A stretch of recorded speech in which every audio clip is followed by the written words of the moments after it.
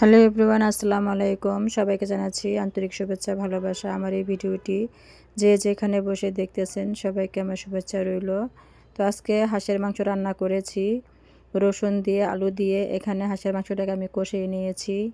আর হাঁসের মাংস কিন্তু শীত আসলেই খাওয়ার ধুম পড়ে যায়।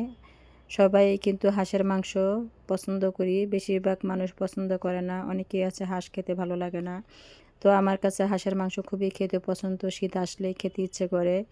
তো আমি হাঁসটাকে গ্যাসের চুলায় উল্টে পাল্টে ভালো করে একটু ছেঁকে নিলাম, যে ছোট ছোট পশমগুলো ওগুলো পুড়ে যাবে। তো 2টি হাঁস বাজার থেকে আমি গরম পানি করে ওরা সুন্দর করে পরিষ্কার করে দিয়েছে। আর বাকি পরিষ্কারটা আমি বাসায় এসে করলাম। তো এখানে 4 কেজি হাঁস আছে 2টিতে। একটি রেখে দেবো, আরেকটি আমি সুন্দর করে বেছে পরিষ্কার করে ধুয়ে কেটে নেব। তো হাঁসটিকে আমি সুন্দর করে বেছে ধুয়ে কেটে নিলাম। নেওয়ার পরে আমি আলু দিয়ে একটু রান্না করলাম। তো রসুন দিয়ে রান্না করে কষালাম, পরে আবার ভাবলাম একটু আলু দিয়ে দিই, নতুন আলু যেহেতু ভালোই লাগবে খেতে। আমি এর আগে অনেক ভিডিও ছেড়েছি আমার চ্যানেলে, হাঁসের মাংস ভুনা ভুনা, নারকেল দিয়ে, নারকেল ছাড়া, রসুন দিয়ে, অনেকভাবে 3-4টা ভিডিও আছে আমার হাঁসের মাংস। তো এই হাঁসের মাংসটা আমি একটু আলু দিয়ে রান্না করলাম। আর এখানে কিন্তু 2 কেজি হাঁসের মাংস হয়েছে।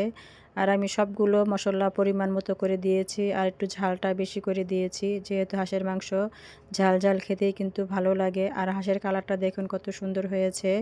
আর আমি কিন্তু এখানে কোনো তেল ব্যবহার করিনি। হাঁসের মাংস সব মশলা হাত দিয়ে মেখে ঝুঁকে বসাই দিয়েছি। প্রচুর পরিমাণ তেল হয়েছে হাঁসের মাংসে, সেজন্য আমি কোনো তেল দিইনি। হাঁসের তেল দিয়ে আমি হাঁসের মাংসটা রান্না করেছি। আর আমি কিন্তু সাদা ভাত দিয়ে হাঁসের মাংসটা খেতে খুবই পছন্দ করি। আপনারা চাইলে পোলাও বা খিচুড়ি দিয়েও খেতে পারেন। তো আমার ছোটো মেয়েটা একটু হাঁসের ঝোল দিয়ে ছিটা পিঠা খাবে, তো আমি এখানে একটু ছিটা পিঠা বানালাম কয়েকটি। তো সবাই খাবো। তো এখানে ছিটা পিঠা বানিয়ে নেওয়ার পরে হাঁসের মাংস দিয়ে খাবো। আমার এই ভিডিওটি যদি ভালো লাগে তাহলে আমার চ্যানেলটা সাবস্ক্রাইব, লাইক, কমেন্ট, শেয়ার করবেন। ফেসবুক পেজ থেকে দেখে থাকলে ফলো দিবেন। আর হাঁসের মাংস চিতই পিঠা অনেকেই পছন্দ করে। চিতই পিঠা দিয়েও খেতে কিন্তু ভালো, রুটি দিয়েও খেতে খাওয়া যায়।